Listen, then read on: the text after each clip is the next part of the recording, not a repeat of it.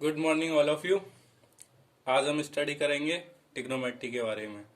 First of all हम समझेंगे what is the trigonometry, what is the means of trigonometry, what is the definition of trigonometry. Trigonometry है क्या? तो trigonometry का means हम इसके नेम से ही निकाल सकते हैं। जैसे ट्राई, ट्राई ट्राई से मीन्स निकलता है 3। यदि मैं गोनो की बात करूंगा तो गोनो, गोनो से मीन्स निकलता है, ग्रीक लैंग्वेज में इसका मीन्स होता है एंगल्स एंड साइड्स। और मेट्री, मेट्री मीन्स होता है मेजरमेंट। तो ट्रिग्नोमेट्री का मीन्स हुआ measurement of 3 angles and sides. यानी कि यदि मैं बात करूं एक ऐसे प्लेन फिगर की जिसमें 3 एंगल्स और साइड्स होते हैं तो वो कौन सा होता है? ट्राइंगल। ऐसा प्लेन फिगर जिसमें 3 एंगल्स और 3 साइड्स होते हैं उसको हम बोलते हैं ट्राइंगल।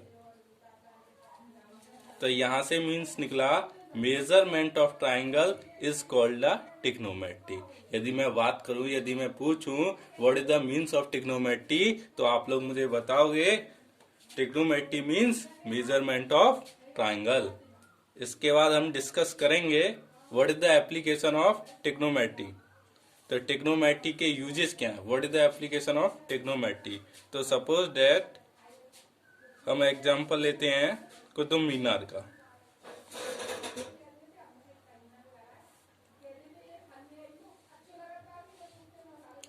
चलते हम दिल्ली कुतुब मीनार की ओर। मान लो एक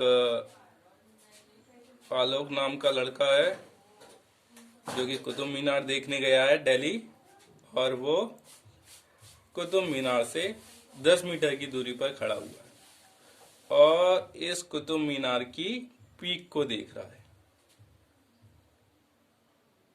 तो उसे यहां से वो 2 चीजें पता कर सकता है। एक तो ये वाली डिस्टेंस कि वह कुतुब मीनार से कितनी डिस्टेंस पे खड़ा हुआ है। दूसरी चीज पता कर सकता है वो एंगल। एंगल हम इंस्ट्रूमेंट की हेल्प से फाइंड कर लेते हैं, जैसे थियोडोलाइट, कंपास है कहीं, सर्वियर कंपास, प्रिज्मेटिक कंपास, इनकी हेल्प से हम एंगल फाइंड कर लेते हैं। तो 2 चीजें हमें पता है, एक हम कुतुब मीनार से कितनी डिस्टेंस पर खड़े हुए हैं, दूसरी चीज कि जो आलोक नाम का लड़का है उस कुतुब मीनार की पीक को देख रहा है, कितने डिग्री का एंगल बना रहा है। ये चीज हम इंस्ट्रूमेंट की हेल्प से फाइंड कर लेंगे। यदि हमें ये 2 चीजें पता है तो हम ट्रिग्नोमेट्री की हाइट फाइंड कर सकते हैं। अदरवाइज कुतुब मीनार की फाइंड करने के लिए ना तो कोई ऐसा चेन है, ना ही कोई ऐसा टेप है जिसकी सहायता से हम कुतुब मीनार की हाइट फाइंड कर सकें। बट ट्रिग्नोमेट्री की हेल्प से हम कुतुब मीनार की हाइट फाइंड कर सकते हैं। बस शर्त इतनी कि हमें क्या पता होना चाहिए, 2 चीजें।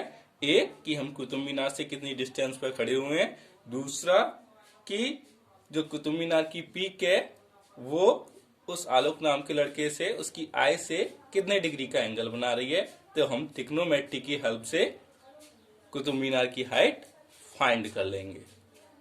तो ट्रिग्नोमेट्री की यदि मैं यूजेस की बात करूंगा तो इसका यूज क्या हुआ, हाइट एंड डिस्टेंस मेजरमेंट करने में। Usages of trigonometry, measurement of height and distance. अब हाइट और डिस्टेंस किस किस की मेजरमेंट करते हैं, जैसे कुतुब मीनार हो गई, कोई भी टावर हो गया, कोई पिलर हो गया, कोई बिल्डिंग हो गई, अदरवाइज एनीथिंग।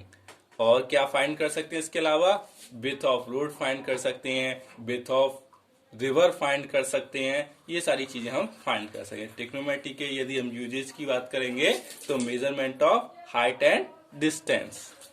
इसके बाद आगे बढ़ते हैं ट्रिग्नोमेट्रिकल रेशियो। Trigonometrical ratio. तो ट्रिग्नोमेट्रिकल रेशियो क्या होता है? यदि मैं पूछूं how many are trigonometrical ratio तो आपका आंसर होगा 6। यदि मैं ये पूछूं कि what is the trigonometrical ratio, define the definition of trigonometrical ratio, तो आप लोग क्या बोलोगे? तो इसके लिए इसको हम ऐसे समझेंगे, in the right angle triangle, in the right angle triangle ratio of 2 sides is called trigonometrical ratio. जैसे सपोज गाइस मैंने ये 90 डिग्री का एंगल बनाया, ये राइट एंगल ट्राइंगल बनाया, ये पॉइंट ए, ये बी और ये सी यहाँ एंगल ले लिया कोई भी, सपोज थीटा।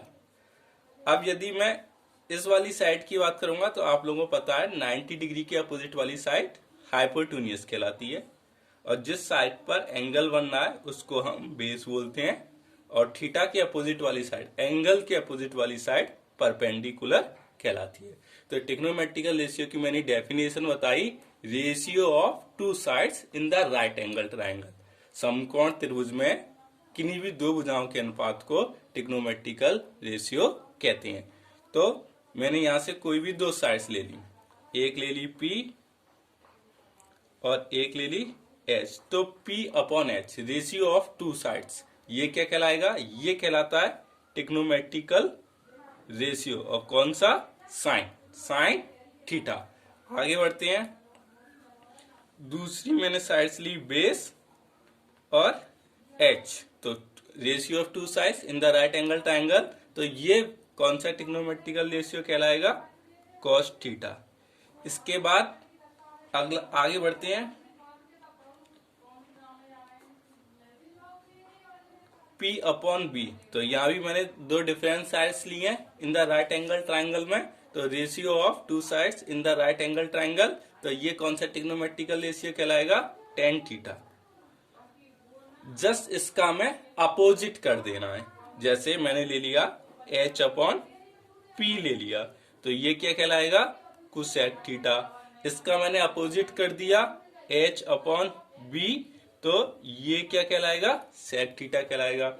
जस्ट मैंने इसका अपोजिट कर दिया B अपॉन P, तो ये क्या कहलाएगा? कॉट थीटा कहलाएगा। तो ये 6 ट्रिग्नोमेट्रिकल रेशियो है। ट्रिग्नोमेट्रिकल रेशियो होता क्या है ये मैं आपको समझा चुका हूं। इस तरीके से 6 ट्रिग्नोमेट्रिकल रेशियो हम फाइंड करते हैं, ये इनके नाम दे रखे हैं। अब इनको याद कैसे करना है इसके रेशियो को, तो ये ट्रिक आप लोगों को याद रखनी है। PVP और HHV, तो यहां हम लिखते हैं साइन, यहां लिखते हैं कॉस और यहां लिखते हैं टेन। साइन के नीचे लिखेंगे कोसेक, कॉस के नीचे लिखेंगे सेक और टेन के नीचे लिखेंगे कॉट। याद कैसे रखना है?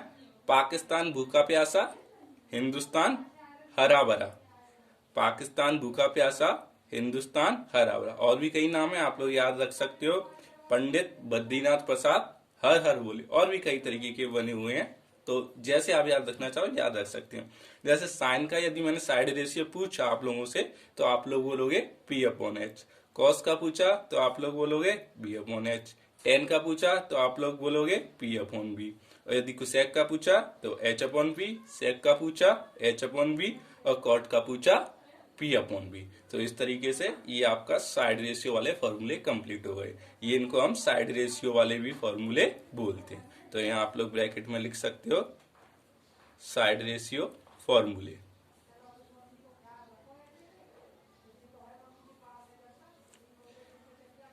इसके बाद आगे हम स्टडी करेंगे इनवर्स रिलेशन, रेसिप्रोकल रिलेशन। तो रेसिप्रोकल रिलेशन को मैं अलग से ना लिख करके यही समझा देता हूं। जैसे यहाँ आपको ऑब्जर्व कर पा रहे हो, आप लोग नोटिस कर पा रहे हो कि यहाँ मैंने साइड का अपोजिट किया था, तो ये क्या कहलाया था? Cosec theta. तो यदि इनवर्स रिलेशन की बात होगी, इनवर्स रिलेशन, या फिर मैं बोलूं रेसिप्रोकल रिलेशन, रेसिप्रोकल रिलेशन, तो इसके लिए बस इतना याद रखना है। जैसे साइन थीटा है, तो जब हमने ये वाली साइड अपोजिट की थी तो क्या कहलाया था? ये 1 अपॉन कोसेक थीटा। और ये कॉस थीटा था, तो इसके लिए हमने क्या किया था? सेक थीटा, यानी 1 अपॉन सेक थीटा। और टेन थीटा के लिए यानी 1 अपॉन कॉट थीटा। ऐसे ही जस्ट कोसेक थीटा की बात करेंगे हम, तो 1 अपॉन साइन थीटा। और सेक थीटा की बात करेंगे तो 1 अपॉन कॉस थीटा। और कॉट थीटा की बात करेंगे तो 1 अपॉन टेन थीटा। बात समझ आ गई यहाँ तक? यहां से भी समझ सकते हो, साइन का अपोजिट कोसेक, कॉस का अपोजिट सेक, टेन का अपोजिट कॉट। कोसेक का अपोजिट साइन, सेक का अपोजिट कॉस, कॉट का अपोजिट टेन। बट आप लोगों को ऐसे याद रखने ये, जब भी मैं कभी क्वेश्चंस कराऊंगा, इनवर्स रिलेशन की बात करूंगा, रेसिप्रोकल रिलेशन की बात करूंगा और पूछूंगा साइन थीटा इक्वल टू, तो आपका रिप्लाई होगा 1 upon cosec theta. Cos theta की बात करूंगा तो आप लोगों का रिप्लाई होगा 1 अपॉन सेक थीटा, और टेन थीटा की बात करूंगा तो आपका रिप्लाई होगा 1 अपॉन कॉट थीटा। सिमिलरली ऐसे ही कोसेक, सेक, कॉट के बारे में। तो मैं आज इस वीडियो में इतना ही समझा रहा हूँ, क्योंकि वीडियो काफी लॉन्ग हो जाएगी, और आगे का जो नेक्स्ट पार्ट है, जो कॉन्सेप्ट है, वो हम नेक्स्ट वीडियो में स्टडी करेंगे। Thank you.